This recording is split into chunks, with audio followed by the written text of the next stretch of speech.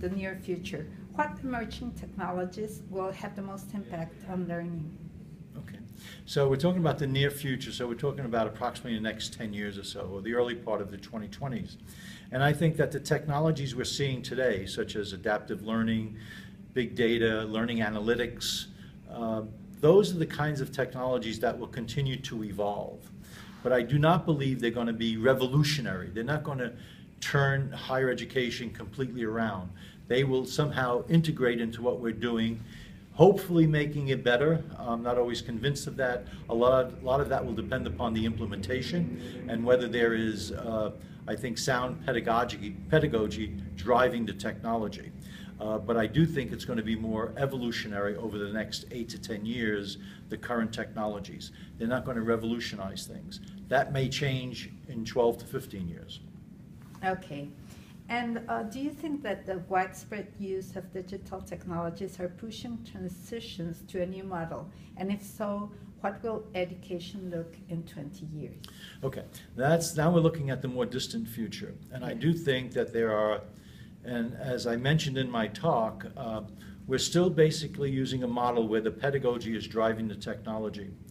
But I do believe that we might reach a point within 20 years that certain technologies, namely artificial intelligence, which will change the whole complexion of adaptive learning, but artificial intelligence, super cloud computing, some degree biosensing devices, those have the potential, either one of them have a potential of making major changes in education, particularly higher education. If they all combine into a more extensive man-machine model, it will change not only education, it will change a lot of our enterprises, private or public, which are very dependent upon knowledge generation, knowledge dissemination. They have the potential to revolutionize what we're doing in education, and we'll see a lot more quote-unquote machine-type learning, with faculty moving towards more of a tutor mold than a leader. And will this happen all of a sudden? No, but the potential is there for that to happen, I would say, in the next 15 to 20, maybe 30 years.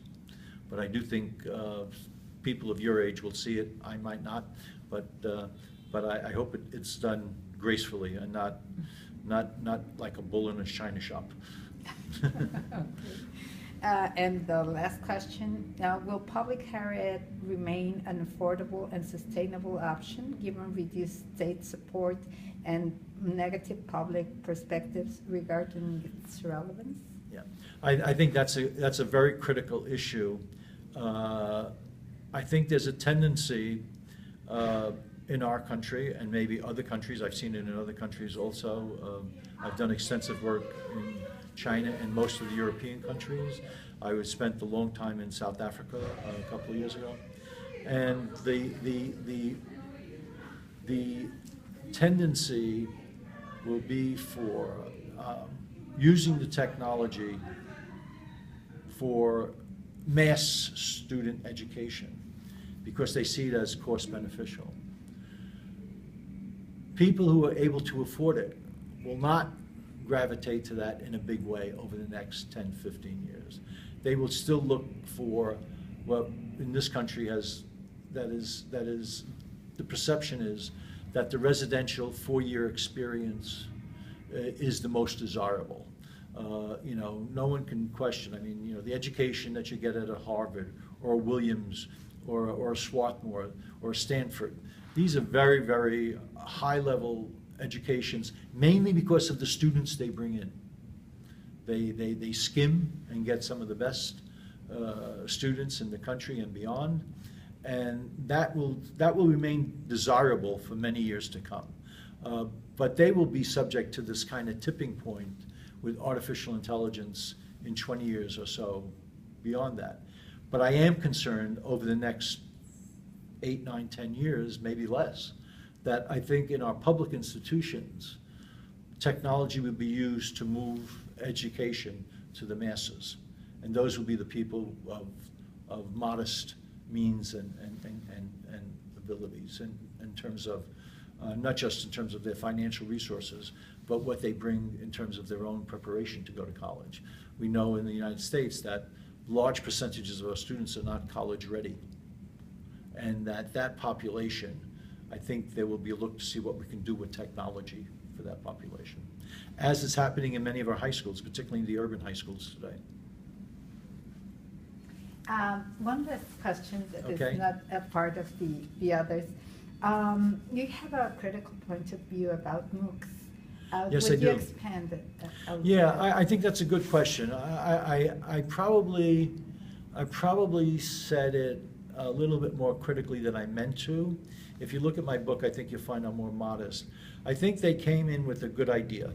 They had very good investment, lots of venture capital went into developing really good MOOC materials. The problem was, they hyped it as my colleague Patsy Moskell said, as the silver bullet, and they kind of ignored. I mean, MOOCs basically come on the scene 2006, 7, 8, around there. But there was like 15, 16 years before that of online education, built a lot on sound pedagogical practice. A lot of that was ignored in the MOOC model.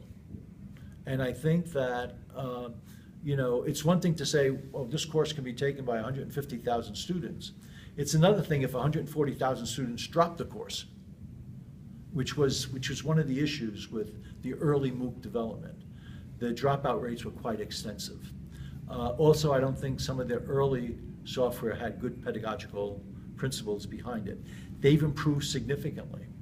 And I think that there is a place for them in the totality of instructional technology.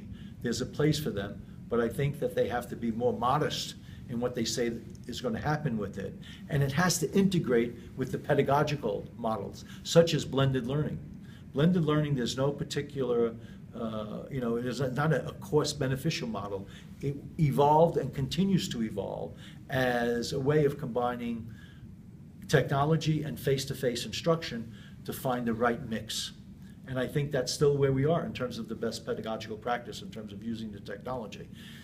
And as I indicated in my talk, it's up to the MOOC developers to see how they can integrate their material into the blended model, which is where they are now. And I think that's going to continue for a while. So if I gave the impression that I was overly critical of MOOCs, I would say the early products were not as attractive as some of the later developments. Okay. Thank you so very much.